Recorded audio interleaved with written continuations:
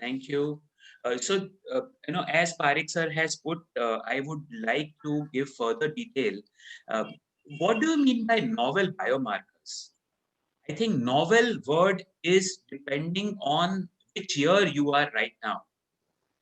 2020, you are there, so everything in 2020 or 2019 is novel. So go back to 1971 when estrogen receptor was for the first time diagnosed and tamoxifen was discovered, which would work on ER positive patients. And that would be novel biomarker. 1998, HER2 was discovered again on tissue and trastuzumab was discovered. And today in 2020, because of that discovery, please remember 33% of patients are alive in spite of stage 4 breast cancer when you use dual anti-HER2 new antibody. And this is the data in 700 plus patients. 2001 BCR ABL, I still remember I was just first year of my DM and I must have participated in 7 debates of imatinib versus interferon. And today we are not using interferon at all. Same story with EGFR as Parik sir has mentioned. KRAS wild type saved cetuximab, BRAF, vemurafenib, and 2014 till 2020 we are seeing immunotherapy, but biomarker search is still going on. Two most important discoveries, and this is possible only because we had sufficient tissue where we have tissue agnostic indication. Now, this was really unheard of. MSI high and pembrolizumab tissue agnostic. You today in 2020 cannot not do MSI high in all your stage 4 cancer patients. And so will happen with NTRK as soon as the test is widely available. Next slide, please. So this tells us that tissue is most important for this technology. But tissue is an issue is the most cliched sentence I think I must have also used in last 10 years. But is it true? The next slide, please. 2010. This is the paper where it says tissue is the issue in personalized medicine for non-small cell lung cancer. Next slide, please. 2020, and we are still same lung cancer. Tissue is an issue, and Dr. Anuradha ma'am just now mentioned, even today, she doesn't get enough tissue to carry out NGS in non-small cell lung cancer. And as a result, instead of identifying tissue ka problem, we have moved towards liquid biopsy, which is again a new technology, a good technology. But if you see all the guidelines, they say if tissue and issue, move to liquid biopsy. But on liquid biopsy, if the mutation is negative, go back to tissue again. Next slide, please. 2020. Now, this is a classical example of why tissue is an issue. 4,000 men with MCR's PC and the profound phase 3 study, as we all know, it is a PARP inhibitor study in the BRCA positive patients of prostate cancer. The whole idea was do NGS on all these tissue of more than 4,000 patients, identify mutations. Next slide, please. And how did we succeed? 14% of tissues sent for review failed to generate enough DNA. 7% further failed quality check after DNA extraction. 21% or one fifth of patients could not be put on the novel biomarker based treatment because we did not have tissue. Next slide, please. After understanding the importance of tissue, we all know how today in 2020, cancer patients should move forward.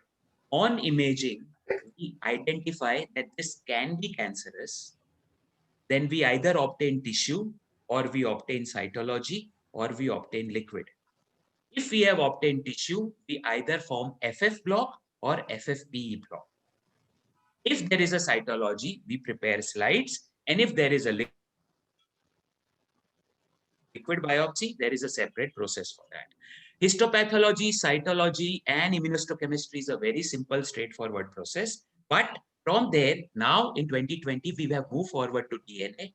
2020 and 2021 is going to be the era of RNA and protein, and the further NGS-based treatment can be done if we have a successful last step. Next slide, please. 2017, this was an amazing article. And as I was telling Parik sir, while preparing for this lecture, I underwent almost like 20 plus papers, and nothing is as comprehensive as this paper. I talked to 3 molecular oncologists, and based on that, and I couldn't find anything, that there is no established standard recommended guidelines for tissue procurement. And that's why this is going to be my baseline paper on which I'm going to talk. Next slide, please. Once we submit tissue, this is what we want. We want best of DNA, RNA, and protein. We want best of NGS, and we want best of entire report, as Parik sir mentioned, that SNV or indels or SNV multiples, MSI, TMP, enter into the Human Genome Atlas and understand and treat patient. Next slide. What actually happens inside the lab, once you submit the tumor tissue, the tumor volume is checked first, and this has to be at least 10% or more than 10% of the tumor volume in a submitted block should contain tumor. DNA extraction and DNA yield has to be there. Once the DNA extraction is possible, then quality check happens. At these 3 multiple levels, as I mentioned, 15 to 20% of tissues fail. Once we have a DNA quality check, the yield of DNA is checked, which has to be minimum 200 nanogram when there is a fresh frozen tissue, or at least 300 nanogram when there is FFP. As Dr. Anuradha ma'am mentioned, you can do NGS study with 10 nanogram also, but widely acceptable clinical scenarios, this is what the minimum which is recommended. Failure of library preparation is another issue which I'm not going to take. Next slide, please. So our job when procuring tissue is source of tissue, type of tissue, size of tissue, and assessing tumor cells in tissue. Next slide, please. I think I will speak about the word tissue highest number of times what I would use in the rest of the year. Type of tissue. Most common clinical situation is FFPE. Formalin fixed paraffin embedded block. Patients after patients come 2 years back, 3 years back, primary diagnosis. Do you have the block? Yes, sir, we have the block. Do you have the block? No, we don't have the block. We'll apply for it. 90% of the time, NGS will happen through FFPE. Now, we are moving forward more and more when biopsy happens. Fresh frozen tissue is being asked for. You do the biopsy, immediately fix the tissue, don't make paraffin embedded block, that is fresh frozen tissue, and by far this is the best way of procuring DNA yield. Unstained slides, many a times block is not available. Unstained slides are available. So many times, only cytology. CA ovary, ascitic fluid is there. You do ascitic tap, adenocarcinoma cell scene, CA 125, 5000. Omental caking is there. You're not going to do biopsy for these patients in all practical purposes. Next slide, please. So can NGS be done out of any of these or all of these? The answer is yes, yes, yes, and yes. All 4 can be used to do NGS. Next slide, please. So this is a Mayo Clinic laboratory recommendation. It's a tissue requirement for solid tumor for next generation sequencing. The following specimen requirements, as they have mentioned, acceptable samples. Kindly look at this. Formalin fixed paraffin embedded tissue is allowed, but this tissue should be fixed in 10% neutral buffered formalin. All other fixatives will not be acceptable. Decalcified specimen are not acceptable. Cytology smears, again, there are guidelines. Next slide, please. So what they have said is sample types in the first column, tumor size in the second column, and tumor nuclei percentage, as Dr. Anuradha ma'am was mentioning, is in the third column. Sample type, tissue block is okay. Slides are okay, provided there are 10 unstained slides. And I'll come to that why 10 number is required. Cytology smear slides are also okay. As far as tissue size is concerned, optimum is 4 by 4 millimeter. Minimum is 3 mm by 1 mm size should be there. Cytology, if FNAC slides or cytology slides are there, you have to calculate tumor cells per slide. Minimum 3,000 cells and minimum 3 slides should be available. Tumor nuclei percentage, as I mentioned, optimum is 20%, minimum is 10%. Next slide, please. Let's talk of the size of tissue. That depends on the source of tissue. Surgery, biopsy, cytology, or blood and liquid biopsy. Next slide, please. So during surgery, what size of tumor tissue should be sent for NGS? During surgery, surgeon asks, भाई कितना चाहिए तेरे को NGS के लिए बता दे, एक side पे रख लेते हैं. Again, we go back to this publication in 2017 from Korean. Next slide, please. So here in this table, they have taken all these samples which were taken during surgery, operation samples, as you can see. All different types of surgery, number of surgeries, average size of tumor in one slide is around 2 by 1 centimeter. If a large chunk of specimen is taken out, 2 by 1 centimeter is minimum. Average DNA amount from one unstained slide, the last column and the rows, is extremely important. And the next slide, please. What they mentioned, the mean size of specimen after surgery was 2 by 1 centimeter. And the DNA yield per one unstained slide was 1,800 nanogram. More than 200 nanogram, which is the requirement. So one unstained slide per operation specimen, if fixed properly, is good enough for NGS if it is properly fixed. This is what the bottom line message which I wanted to pass on. Next slide, please. If biopsy only, there are different ways of doing biopsy. Endoscopy biopsy, needle biopsy, from lung, EBUS, TBNA, ultrasound, and transbronchial. Skin, there is punch biopsy, and there are other ways of biopsy. In the biopsy, if there is a fresh frozen tissue, not FFPE, but fresh frozen tissue, then next slide, please. Sorry, go to the previous slide. My apologies for this. So what this tells is the average total DNA amount per fresh frozen tissue is much more compared to FFPE. Next slide, please. I think there's 1-2 slides. Can I have the next slide and come back to this slide, please? Okay, previous slide. Okay, so the whole idea is when radiologists, gastroenterologists, or pulmonologists, if they are taking the tissue for you, what would you tell them?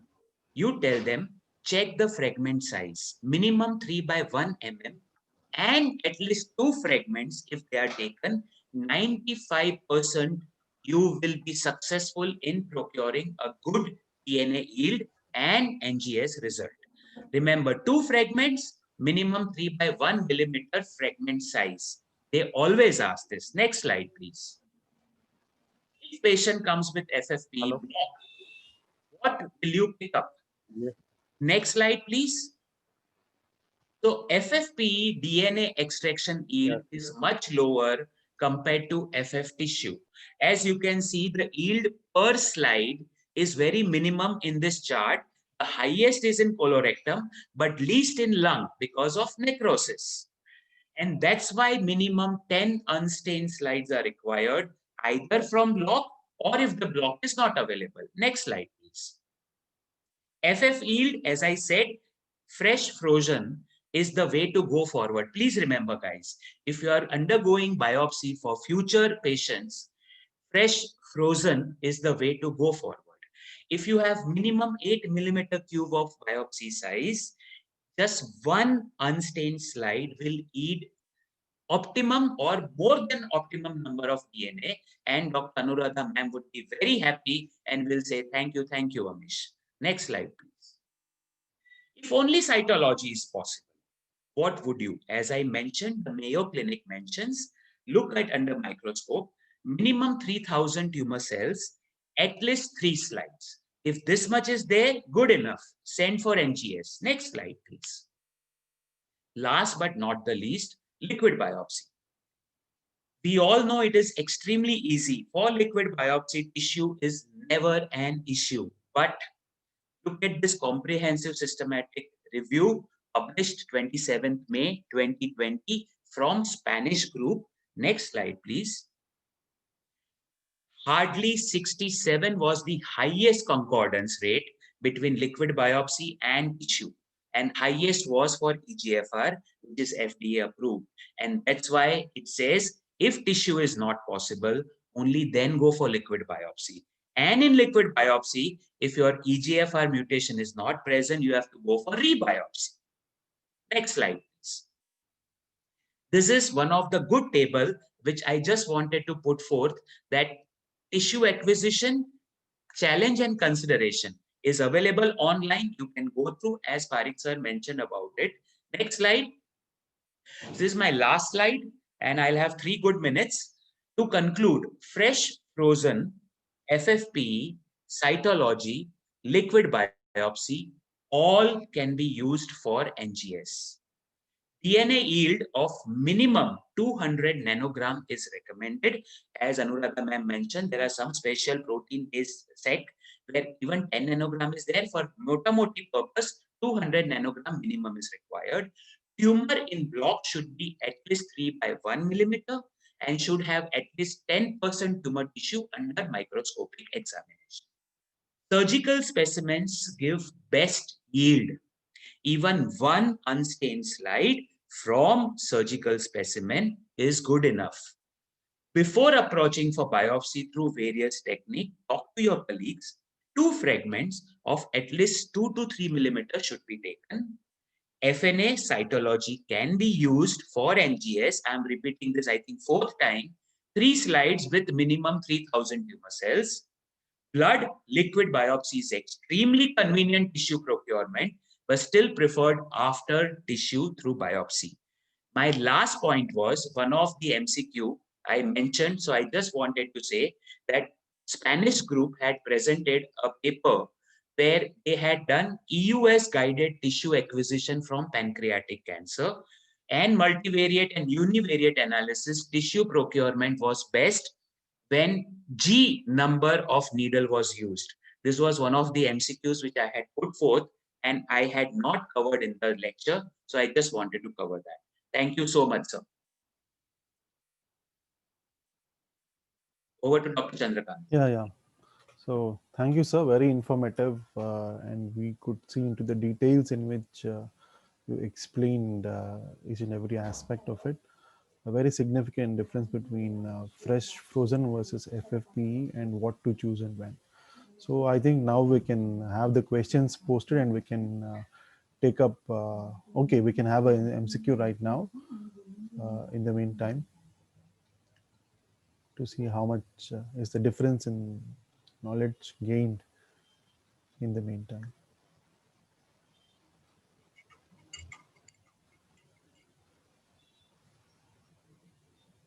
So at the end of this, Dr. Chandrakant, you will be taking question answers now? Yes, sir. So after this MCQ is over, we will have the questions posted in the PowerPoint and then we will take up each question one by one. So while they are taking MCQ, Parikh sir, can I take the liberty of asking Dr. Anuradha one question?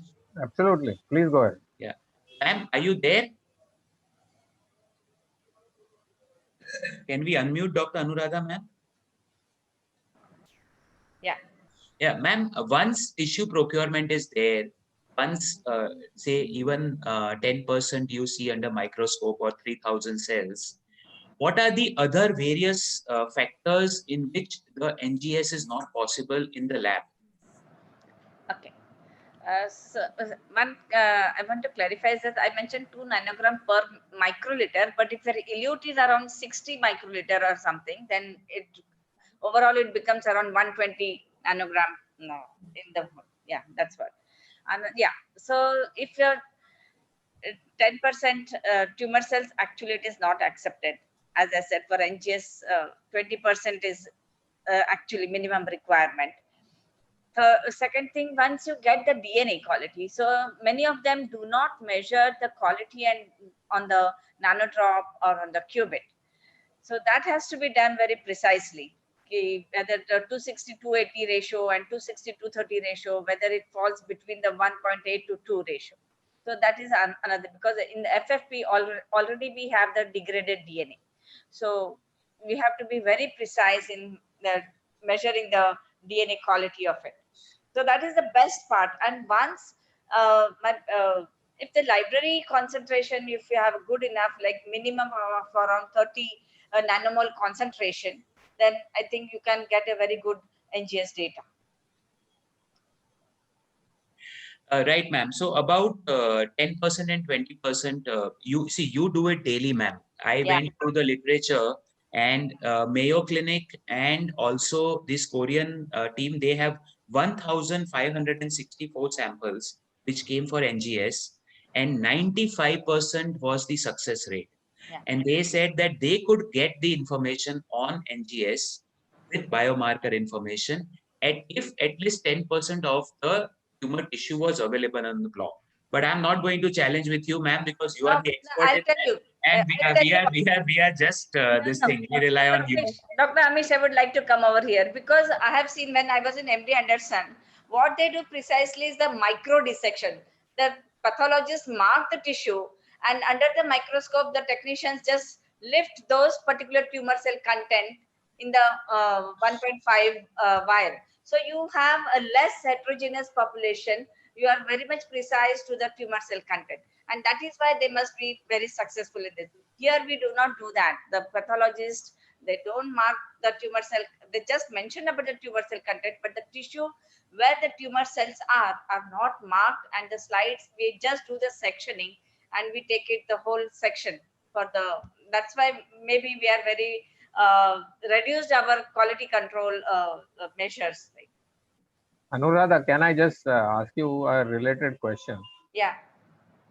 Does it also depend on the technique for NGS, specifically related to the depth of coverage?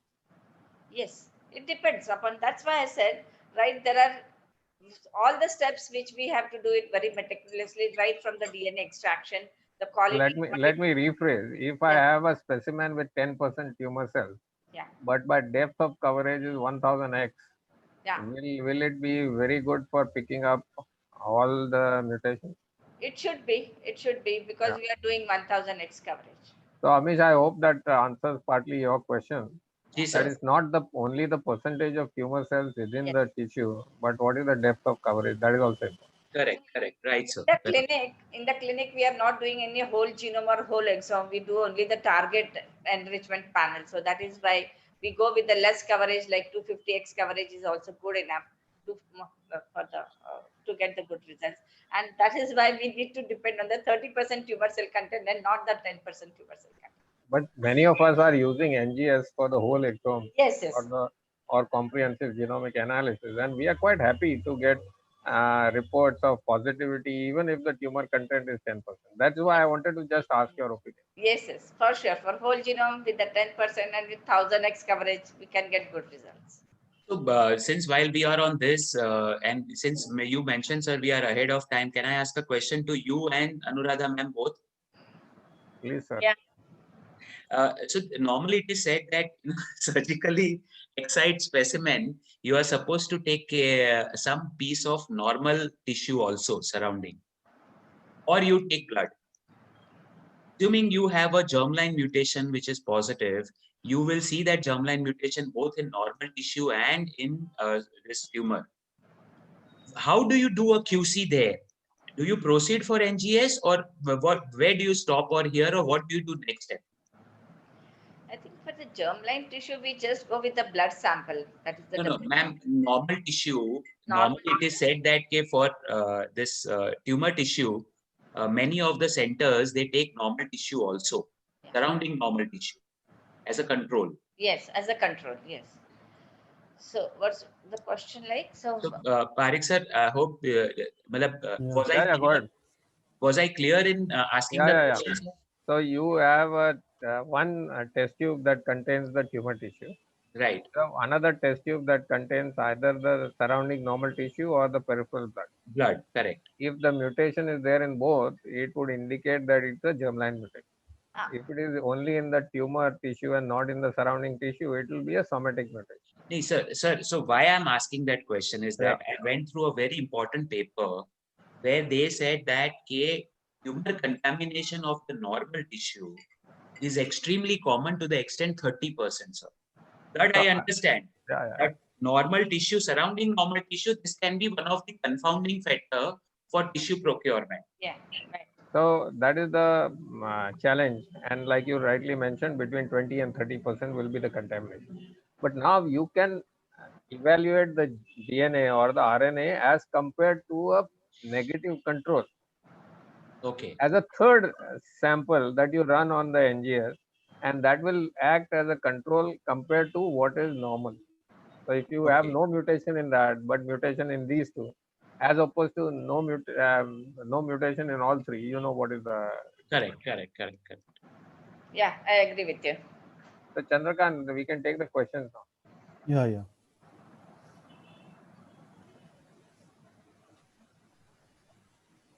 Himanshi, can you display the question Google slide?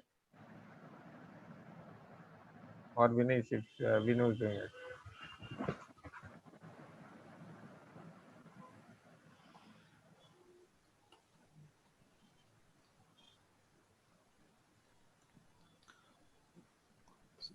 So, Dr. Amish, I was asking you, so you just mentioned about where we have MSI high as a tumor agnostic indication. So supposing if you come across lung cancer where PDL1 is not, then MSI is high. So what is your take? And we say PDL1 for lung, and we say CPS for head and neck, and we have MSI for colon. So why do you think PDL1 is not a marker for colon? MSI is not a marker for lung. So for immunotherapy, we have different biomarkers in a different tissue. So any thoughts on this? Again, this is a developing field we have to understand. In clinic, if you ask 100 medical oncologists, the best response, irrespective of the origin of tissue for immunotherapy, will be with MSI high. So MSI high, I think we all believe, is a separate subgroup of disease in oncology. PDL1 or tumor mutation burden, or PDL1 by TPS and PDL1 by CPS or IC score, these are all the different biomarkers based on the platform used and based on the type of cells used. Now, today in Dr. Jyoti Bajpayee's immunotherapy conference, I was hearing a new cutoff of CPS of 5%. Now, we have never heard of CPS of 5%. So what I understand is that you do a phase 3 trial, and then to gain the confidence based on the statistical significance, you get these things.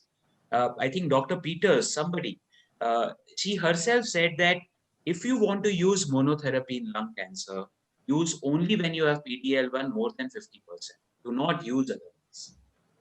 So I think these biomarkers have to be validated in clinical trial and used only and only when you have a validated data in terms of DFS, PFS, and OS, and only then use.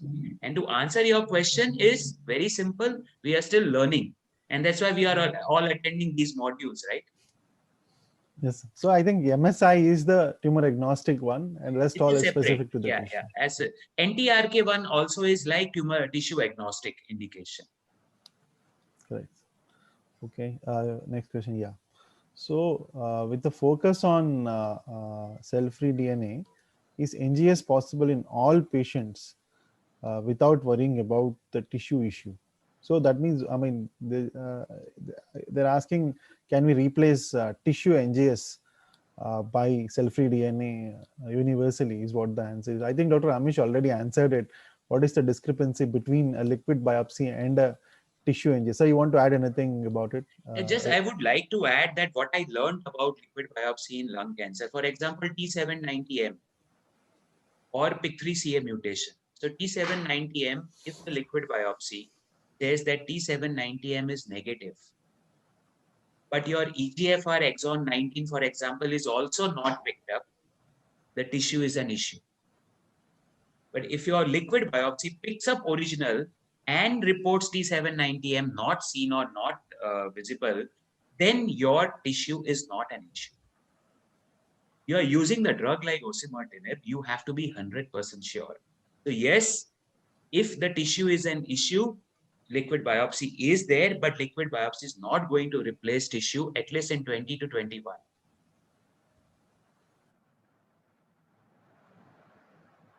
Okay, so we have to check the original mutation before we label it as adequate. Correct, So that is an indirect absolutely. way of assessing the adequacy. Absolutely. Very valid point. This is another question from. It's the same Daphne question, also. I think so. So it's a challenge we are dealing with. Need to troubleshoot or switch to liquid biopsies. Yes. So How we can many have, times, I just want to ask all these people, how many times we have wondered that, oh, HER2 new liquid biopsy mein chalega kya? Because we get tissue there, I understand, but even in biopsy for breast cancer, in a metastatic de novo patients, we always get tissue and we always prove it is HER2 new positive. We get FISH also done if it is 2+ positive on IHC, and we move forward. It is just in our mindset, I think so, that tissue becomes an issue. Liquid biopsy is a separate technology in itself, and we should not sort of say that one for another. And I would like to hear Parik sir's opinion also. Do you think, sir, ever in future liquid biopsy would replace tissue biopsy? No. So what is the difference between a tissue biopsy and a liquid biopsy? If we understand that, the answer is obvious. And Anuradha has clearly stated today's situation, that today it is not possible. Correct. Supposing in the future we have a new technology, novel technology that is able to pick up each and every mutation in the tumor also from the cell-free DNA, it might be possible. So I will not be willing to close my mind today. I'm not saying it is in the horizon, but perhaps some new technology will come up where it may be possible. No, I disagree with this because with the liquid biopsy, we don't get to know the origin of the tumor. The morphology is not to be seen in that. So, but the origin of the tumor is not important at all. Now, with a tissue agnostic FDA approved drug, we don't know. We don't want to know whether EGFR mutated tumor is from lung cancer or somewhere else, or even if the HER2 mutated tumor is amplified tumor is from gastric cancer, we are still happy to treat with trastuzumab. Yeah, with respect to biomarker, yes, we can. So that's why I said I am not willing to close my mind. It may be possible in the future. True. I agree, sir. Okay, so going further, so what about this laser cuttings? I haven't heard of. So, so are we using it? Are we visiting any center at this point of time? Is there anything in No your idea. experience? I can't answer this question. I think laser dissection has not been so successful, but as I mentioned, the micro dissection, I've seen n number of slides in MD Anderson that the tray comes 10 slides, as you mentioned, and they do all the micro dissection that the pathologist mark the tissue content where it is, and we have to just review it under the slide, and we have to collect by the forceps the tumor content of that paraffin block, section. From that paraffin section, we have to just pick up the tumor section.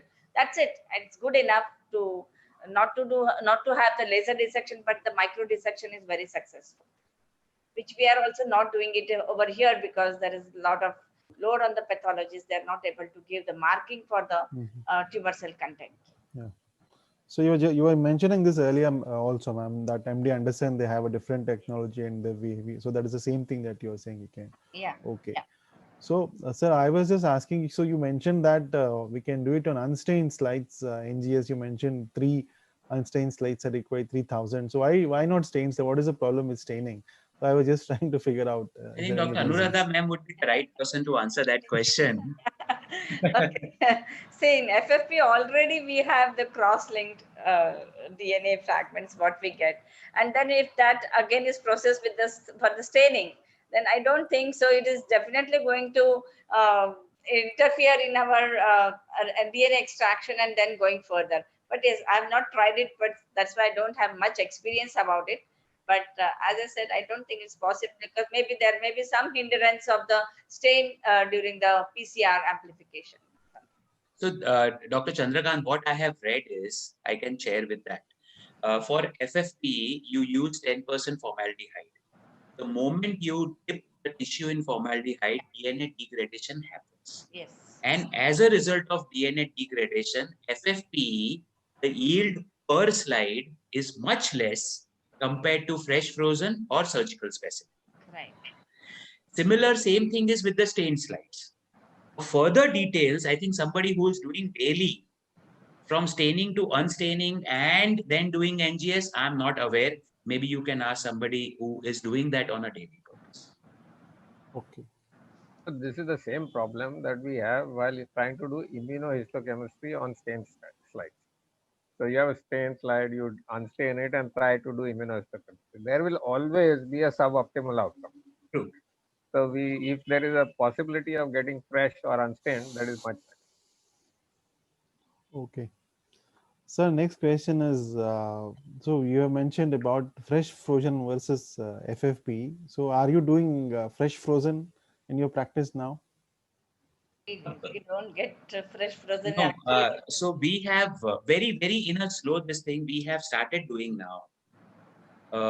What happens is that wherever there is visible, we talk to surgeon and we say that this newly diagnosed patient, this patient may be in future or in a GI patient, NGS would be required. So try to do fresh frozen. So we were successful in a few select patients. But FFP is convenient. See, Dr. Chandrakant, we don't want to move out of our convenience zone. If we have 10 slides from FFP, we know that we'll be able to do NGS. But I agree with that. If we get the fresh frozen, that will be much easier and we can get a good yield of DNA and RNA. And for that, Correct. sample has to be collected in the RNA ladder. Correct. JP Agarwal, sir, I am missing you, having tea with you. Good evening, sir. Can we unmute Dr. JP, sir? I am dying to hear his voice. Sure. Himanshi, can you unmute Dr. JP Agarwal? Good evening, everybody. Good evening, everybody. Good evening, sir. Good evening, sir. Amish, God bless you and everybody. Thank you, sir. For me, I'm a slow learner. So basically, I grasp the content, but my mind works. See, tissues, you are taking only one upon a time. As a radiation oncologist, if I'm radiating, something is changing. Can I see something through the images? What you are seeing in the tissues or the normal tissues, that's my challenge. So maybe I should answer that question. Sorry, Can sir. I? Yes, sir. Can I go ahead? Yes, sir. Yes. There has been a study in Norway and Sweden about use of artificial intelligence for the diagnosis of lung cancer on the basis of CT scan image. Amish, you can say hi on my behalf also. So the Norway and Sweden study was so precise and 100% positive that they have stopped doing a biopsy for the diagnosis of lung cancer. They might still do it for molecular targets and druggable mutations. But image has become a really important issue there. So JP, I hope that in the future it will get better and better. Sir, can I add something here? Can I speak? Yes, please. Yes, sir. So in our clinic, with the clinical information and the pattern of spread, we can almost say that this is a driver mutation patient, or seeing the blood, seeing the brain metastases, we can certainly say that it is a driver mutation metastasis, sir.